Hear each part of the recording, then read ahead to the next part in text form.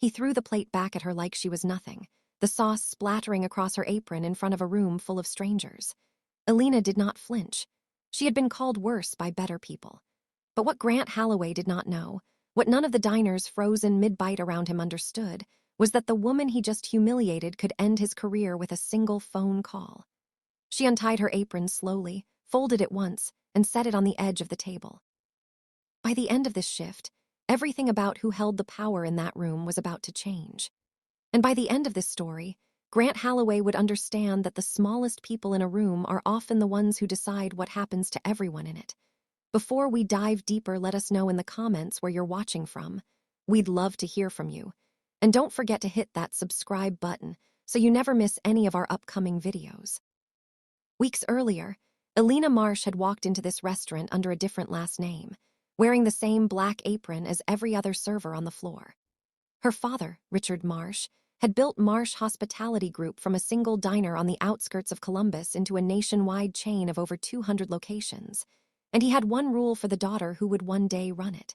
She would learn the business from the floor up, unnoticed, unprotected, and untitled. He believed, and had told her many times growing up, that a person who has never carried a tray for 8 hours cannot lead the people who do. Alina had spent the last 4 months rotating quietly through locations in 3 different states, working under her mother's maiden name, clocking in and out like anyone else, letting her hands learn what her father's spreadsheets never could. She was good at the job, not because she needed the money, but because she refused to lead people through work she had never done herself. She learned which tables tipped generously and which ones treated servers like furniture.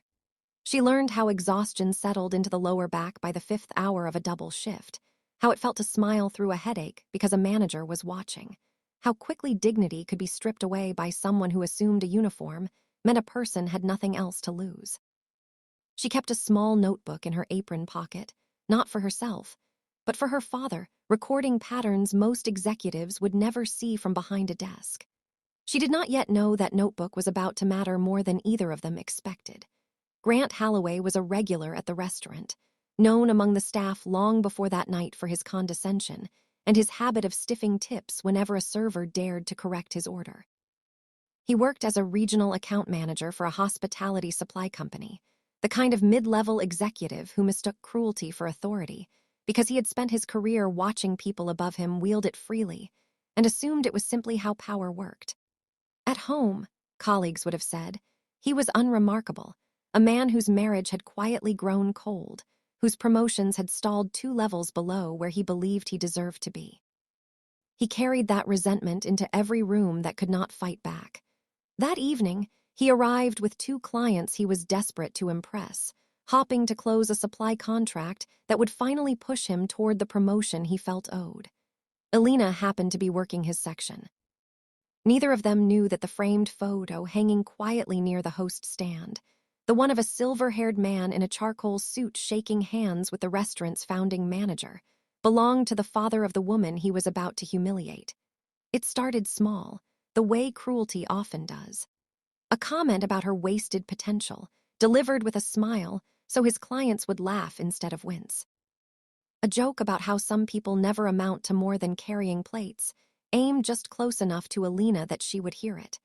Alina said nothing. She refilled his water, corrected his order without complaint, and kept moving, the way she had trained herself to do in 100 other rooms just like this one. But Grant needed an audience more than he needed a meal that night, and small was never going to be enough for him. When his steak arrived slightly less rare than he ordered, an honest kitchen mistake easily fixed, he saw his opening. He complained loudly, exaggerating the error into a pattern of incompetence, demanding the manager fire her on the spot in front of every table near them. Diane, the manager, tried gently to de-escalate, offering to replace the dish immediately. Grant raised his voice louder, determined to prove to his clients exactly how much power he believed he had.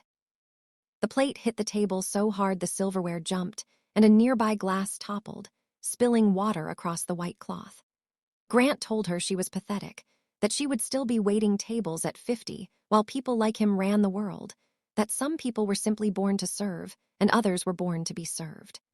The dining room went quiet in the way rooms do right before something irreversible happens, the kind of silence that has weight to it.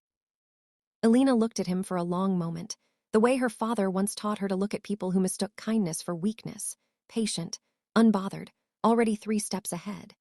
Then she untied her apron, folded it once, and placed it gently on the table beside the mess he had made. "I'll handle Mr. Holloway myself," she said to Diane, calm and unhurried, and walked toward the back office without raising her voice even once, without giving him the satisfaction of a single visible reaction. Grant expected an apology, a manager pleading for his forgiveness, maybe a free meal to smooth things over and salvage the deal in front of his clients. Instead, he watched the entire staff's demeanor change around him within minutes. Servers who had ignored him now avoided his eyes entirely. A young busboy near the kitchen actually smiled, the kind of smile a person wears when they know something delicious is about to happen to someone who deserves it. Diane returned to his table, her voice steady and professional. "Your meal is comped tonight, Mr. Holloway. Ms. Marsh will be in touch." Grant blinked, his confidence faltering for the first time. "Marsh," he repeated. He turned toward the host's stand and for the first time all evening actually looked at the framed photograph hanging there. Silver hair, charcoal suit, and beneath it a small brass plaque he had walked past a dozen times without reading. Richard Marsh, founder, Marsh Hospitality Group. By the next morning, Grant sat at his desk staring at a calendar invite that had appeared overnight, sent from an address he did not recognize. E. Marsh, Marsh Hospitality Group. His stomach dropped as he clicked through to the company directory his own firm used for account management. Searching the name with hands that would not stop trembling slightly. What he found rewired everything he thought he understood about the night before. Marsh Hospitality Group was not just the restaurant where he had humiliated a waitress over an undercooked steak. It was the single largest account his own supply company depended on for its annual contract renewal, a relationship worth more than his entire year's commission, now sitting, impossibly, in the hands of the woman he had thrown a plate at less than 12 hours earlier. He tried calling his own manager to get ahead of it. The line rang twice and went to voicemail. His manager, it turned out, had already received a call of his own that morning. What Grant did not know was that his outburst was not an isolated incident in Alina's eyes. It was the final entry in a notebook that had been filling up for months. 2 other Marsh locations in different states had filed near-identical complaints against Grant Holloway over the past year, complaints that had quietly disappeared into a customer relations folder, because no one wanted to risk the supply contract by escalating them. Alina had cross-referenced everyone during her weeks on the floor, matching names, dates, and staff testimonies most executives would never bother reading. She had not gone looking for Grant specifically. She had gone looking for a pattern of how power moved through the company's blind spots, and Grant Holloway, without knowing it, had walked directly into the center of her investigation the moment he threw that plate. Alina sat across from Grant 3 days later in a Marsh Hospitality Group conference room, the same calm voice from the restaurant now carrying the full weight of her actual position. She was not there for an apology performance, and she did not raise her voice even once. She placed a folder on the table, the same unhurried motion she had used to fold her apron the night before.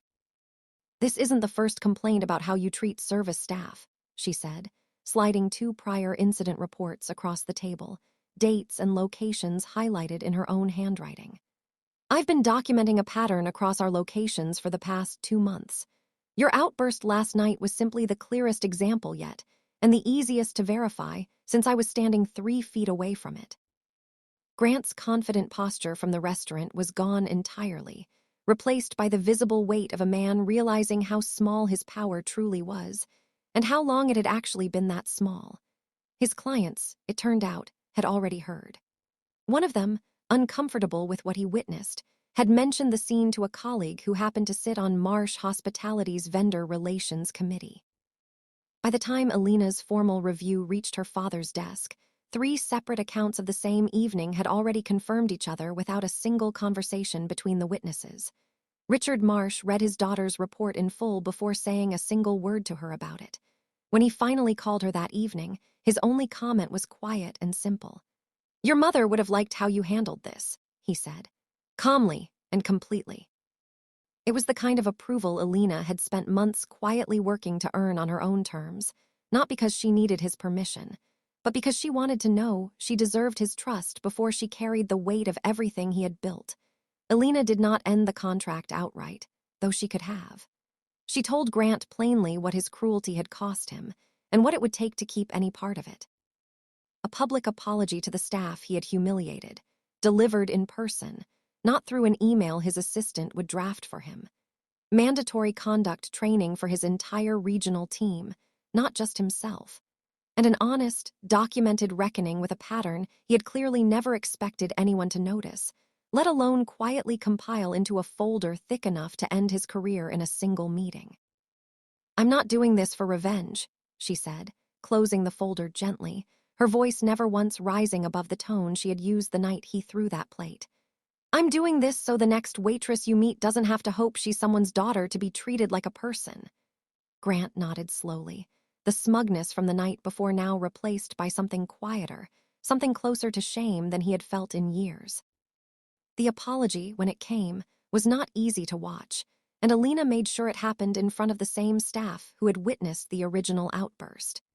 Grant stood in that same dining room, in daylight this time, and admitted out loud what everyone already knew, that he had mistaken cruelty for power because no one had ever made him answer for it before.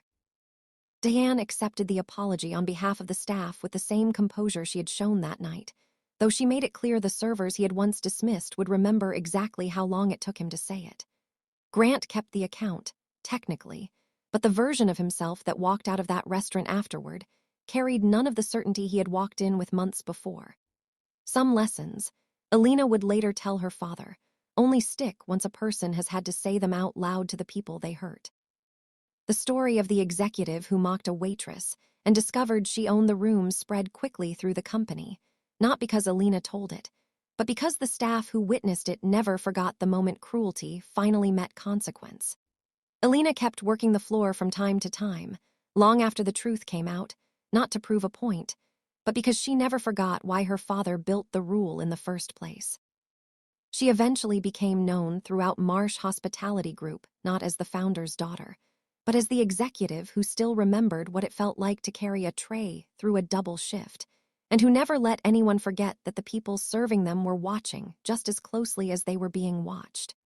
Power reveals itself not in how people treat those above them, but in how they treat those they assume can never affect their lives. And on one ordinary evening, in one ordinary restaurant, Grant Holloway learned that lesson in front of everyone who mattered most, and never quite forgot it again. Let us know in the comments where you're watching from. We'd love to hear from you. Have you ever witnessed someone mistreat a service worker, not knowing who they really were? Tell us what happened, and what you wish you had said in that moment. And if this story moved you, wait until you hear what happened when a nanny was humiliated at a dinner party, only to reveal she owned the house next door. Don't forget to hit that subscribe button so you never miss any of our upcoming videos.